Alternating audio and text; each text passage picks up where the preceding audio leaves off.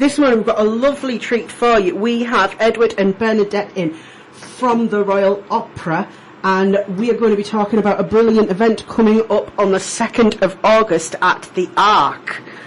So, Edward, can you tell us about this event that we've got coming up? Certainly, it's great to be here. The event we've got coming up is called Opera Unpacked, and it's a family day. It will run from 11 o'clock on the 2nd of August, and the aim is just to give people an introduction to everything that we do as the Royal Opera House. So we're bringing all sorts of people from backstage and front of stage who will be running all sorts of workshops and activities that you can have a go with, because we get that opera is quite a difficult thing to get your head around. It's not something that lots of people have experience of. So this day will involve live performance, it involves practical workshops, chance to make some stuff, chance to meet some people, hear some live music, and then watch a screening of one of our productions at ARC. That sounds great. Like, which production is it that you're going to be screening? It's an opera called Janiscici, which is a one-act comic opera by Puccini. People might know the most famous tune, O mio bambino caro. It was in Room with a View, if anyone remembers that film. It's one of those big tunes that you might not know the name of, but when you hear it, you recognise it. And there's a really great local connection in the very first soprano that was written for. Flora Eastman was actually born and brought up in Middlesbrough, so it's really nice to be bringing Janiscici back home in some ways, because that's where it started from. That sounds like I did not know about that. That's really interesting. Like, yeah. I do love opera, and I do think it should be more accessible to people, and I think it's really nice that this kind of thing's happening in this area where we don't have a lot of big theatres. We've got a couple of little ones that put on like travelling productions, but I think it's something that people should get more access to, and I think this is absolutely perfect as a way. That's great. What we hope is it's a really nice way just to dip your toe in, and you don't have to be an opera aficionado to come and get something from the day. It should be quite fun.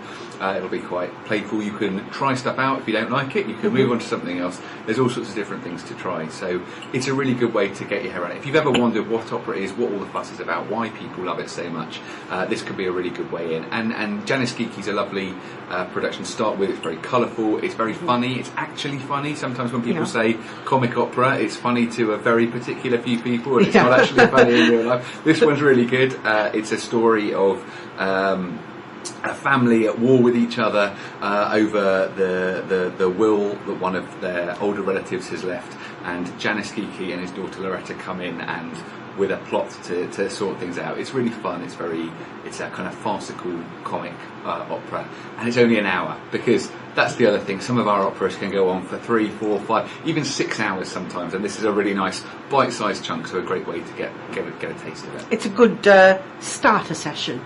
That's what we're hoping for, yeah, absolutely. Have you done this kind of event like in Stockton or other areas before? In the past we've taken some things on the road. We haven't done for a little while, and I think that's part of where this work's coming from. Is we're the Royal Opera House. We belong to the nation. We are part of the cultural life of this country. But we recognise that lots of people don't get a chance to be part of that. We're a long way away. Although we've got there's always tickets for £5 or £6 to our live shows in London. Some of the tickets are really pricey, and so we need to get better at finding ways of being accessible to the whole of the country, who for whatever reason might not be part of what we're doing at the moment. So this is a kind of new initiative for us. We're never going to be a touring company. Our productions are so huge that we're not going to take them around. And you've got some amazing companies not too far from here. English Touring Opera come to Darlington. Northern Ballet come to some areas around here. Opera North have kind of cover this whole area. So we're going to be working with them as well to bring over the next few years, to bring some of what they do here, we hope.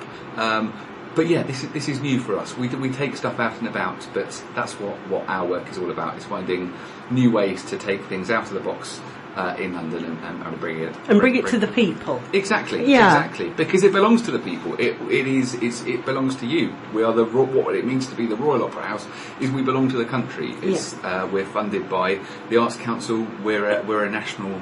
We're a national institution. We belong to the people of Teesside just as much as we do the people of Covent Garden. That's a wonderful thing to hear, because sometimes in the north we do feel a bit excluded up north. there's the whole north-south divide and everything, and because we're so far from London, sometimes we feel, you know, we don't get things, and then when touring companies do come through, it's quite expensive. So something like this, I think, is what we need a bit more of, just little taste of things, get people into it so that they can see, yes, this is for everyone and not just very wealthy people who live in the south. It's for everyone. Exactly. Yeah, that's very much where we're coming from. And and it's a big topic of debate within the wider arts, is how do we break that down? There are a lot of people in London, so things tend to kind of pull in that direction, but that's not good enough, and big institutions like us need to be doing better, and we're really excited about being here, and we hope we'll be in Teesside for quite some years to come. We're not just coming to do one event. This is the start, we hope, of a long-term relationship with the area, and we hope we're already working with some amateur musicians here, with groups like Streetwise Opera, with the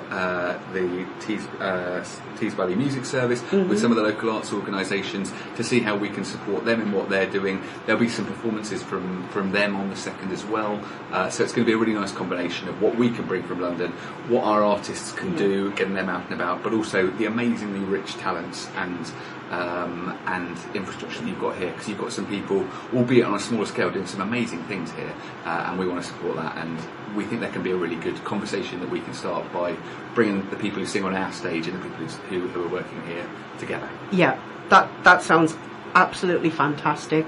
And you've got a screening season coming up in September as well. Yeah, so one of the ways in which we get what we do out and about is we screen our performances both live and after the event.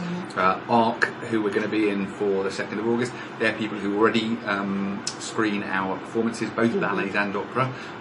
So yeah, that will be, as our season kicks off again in September, on the Covent Garden stage, so we will be here. There's also other screens in Middlesbrough, Darlington, lots around this area, so yeah, it'd be great if we can use this event to bring some more people into those regular events. I think that would be fantastic, and we'll definitely be we're talking about it more as the events come up here at Ignition Radio. Wonderful.